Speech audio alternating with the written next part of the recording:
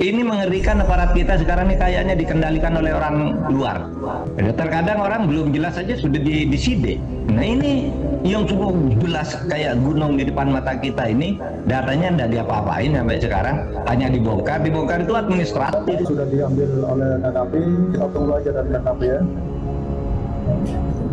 Sementara kita belum temukan adanya tindak pidana.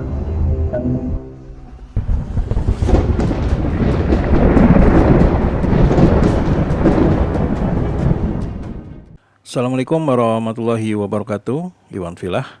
Beberapa waktu yang lalu di saat Pilkada DKI, santer kabar yang beredar bahwa Anies Baswedan ini dikatakan dijegal sehingga dirinya tidak bisa untuk masuk ke gelanggang politik untuk menjadi seorang gubernur DKI Jakarta.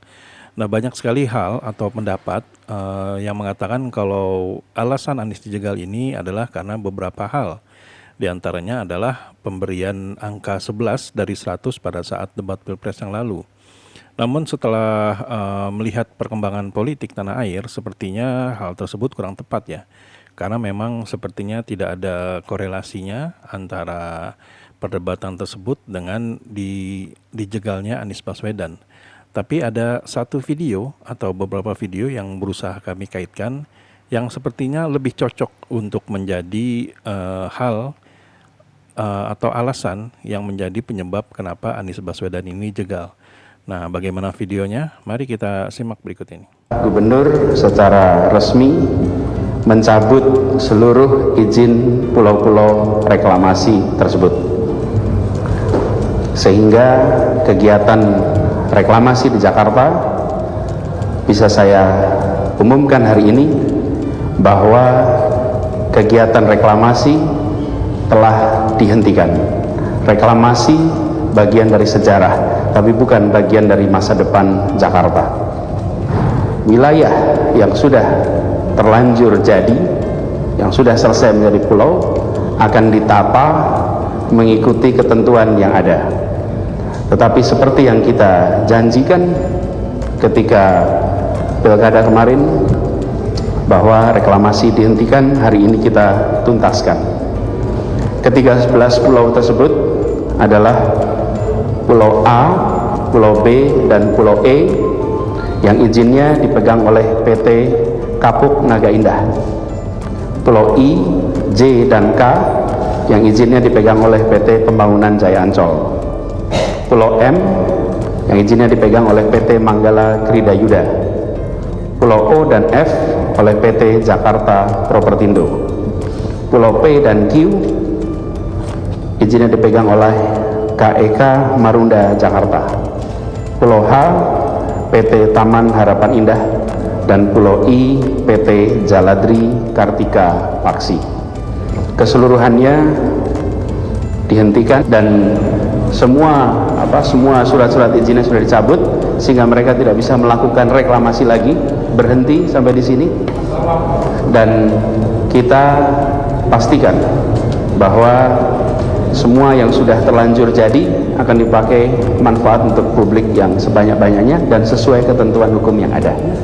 Begitu teman-teman sekalian. Nah, saya sebagai pemegang amanat, perlindungan terkuat saya adalah prosedur.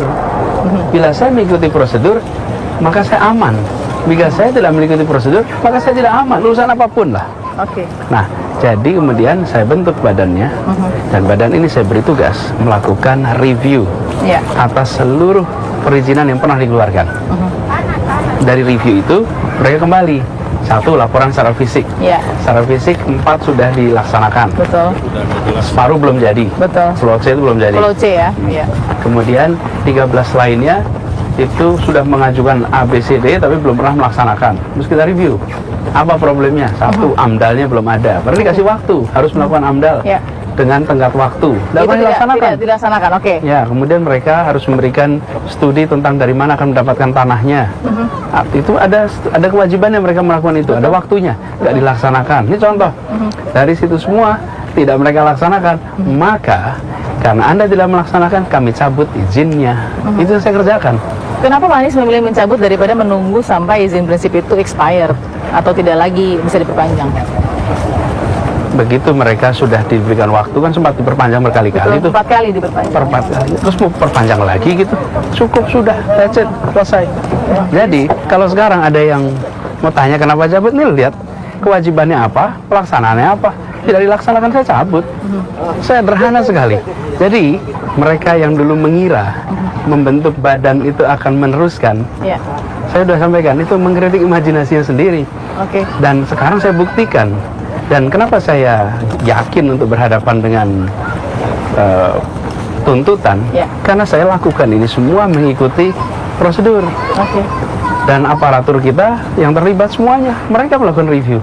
Dinas Cipta Karya Tata Ruang, kemudian semuanya, yang aset, yang biro hukum, semuanya terlibat.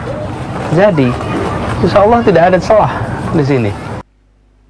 Ya, itulah video yang bisa dikatakan menjadi salah satu bukti nyata ya, kalau memang Anies Baswedan ini memang pantas untuk dijegal. Nah, pertanyaannya siapa yang menjegal? Yaitu mereka yang merasa terganggu kepentingan pribadi dan kelompoknya dalam hal memperkaya diri. Nah, seperti kita lihat tadi, kalau wawancara dan keterangan dari Anies Baswedan ini, dia mengkat yang namanya reklamasi. Nah, seperti kita tahu sekarang heboh tentang tentang pagar laut, di mana pagar laut itu menurut Pak Mahfud MD dan juga beberapa orang yang memang berkompeten dalam bidangnya, itu ada rencana untuk membuat lautan tersebut menjadi daratan, yang sehingga akhirnya menjadi reklamasi. Bukan cuma itu, pagar laut ini bahkan yang sudah di kapling-kapling itu sudah memiliki HGB-nya, sehingga sudah memiliki kesempatan atau sudah ada lampu hijau untuk mendirikan sebuah bangunan atau apapun.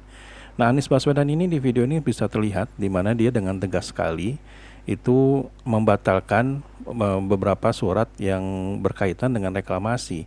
Bahkan bisa dikatakan dia tidak ingin memberi kesempatan kepada siapapun yang ingin meraup atau menginginkan keuntungan pribadinya daripada negara.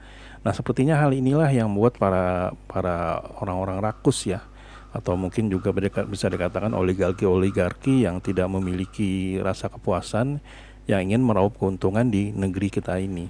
Nah, jadi bisa dikatakan Anies Baswedan inilah yang menjadi pengganjal keinginan mereka untuk meraup keuntungan dari negara kita ini, sehingga mereka akan berupaya baik dengan tenaga, dengan uang, atau dengan apapun, agar orang-orang seperti Anies Baswedan ini itu tidak bisa menjadi pemimpin atau pemilik kebijakan di negeri kita ini.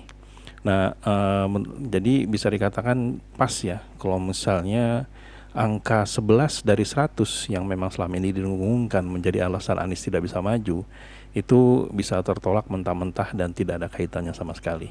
Nah, bagaimana dengan rekan-rekan? Apakah sependapat dengan kita atau mungkin ada pendapat sendiri? Silakan tuliskan di kolom komentar ya. Jadi sampai di sini dulu Hadian Project. Bila memang kami ada salah kata atau salah data, kami mohon maaf. Wabillahi taufiq wa hidayah. Wassalamualaikum warahmatullahi wabarakatuh.